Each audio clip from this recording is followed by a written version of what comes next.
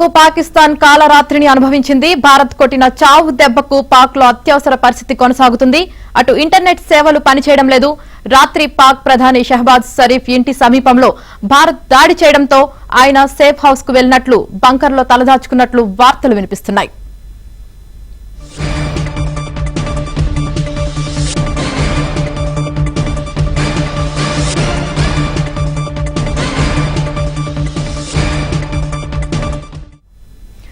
భారత్ దెబ్బకు పాకిస్తాన్ కాలరాత్రిని అనుభవించింది. భారత్ కొట్టిన చావు దెబ్బకు పాక్ లో అత్యవసర పరిస్థితి కొనసాగుతోంది. అటు ఇంటర్నెట్ సేవలు పనిచేయడం లేదు.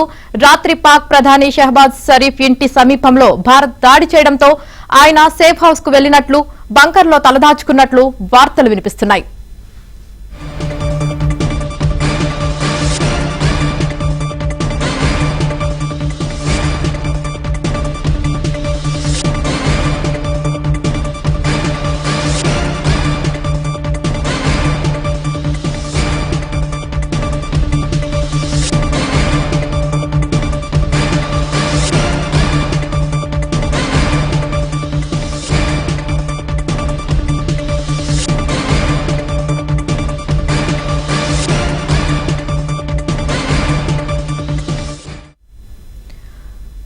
భారత్ దెబ్బకు పాకిస్తాన్ కాలరాత్రిని అనుభవించింది.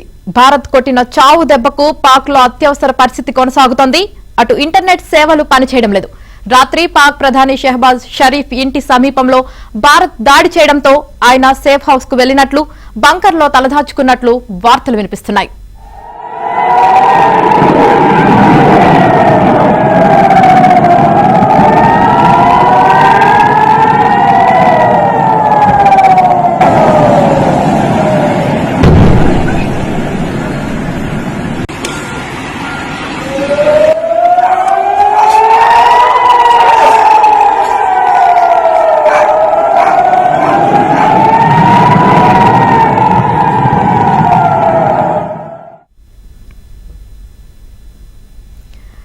భారత్ లోని 15 నగరాల్లో ఉన్న సైనిక స్థావరాలపై పాకిస్తాన్ గురువారం రాత్రి క్షిపణులు, డ్రోన్లతో పెద్ద ఎత్తున దాడి చేసింది.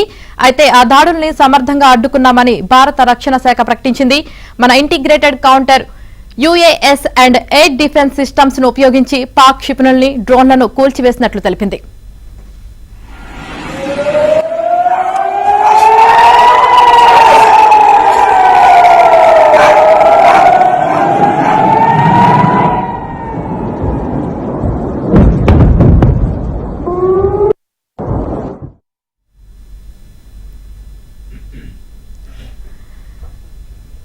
ఇక DRDO drone detection and destruction systems ను భారత్ తన పశ్చిమ సరిహద్దుల్లో మోహరించింది. వీటి వల్లే పాక్ డ్రోన్లను అడ్డుకోగలిగింది. ఇక పాక్ క్షిపణుల్ని అడ్డుకోవడంలో భారత్ దేశీయంగా రూపొందించిన ఆకాశ్ క్షిపణులు, భారత్, ఇజ్రాయెల్ సంయుక్తంగా రూపొందించిన బరాక్ 8 క్షిపణులు కీలక పాత్ర పోషించగా, రష్యా నుంచి ఇటీవల కొనుగోలు చేసిన S-400 క్షిపణి వ్యవస్థ అత్యంత ప్రధాన పాత్ర నిర్వహించినట్లు రక్షణ నిపుణులు చెబుతున్నారు.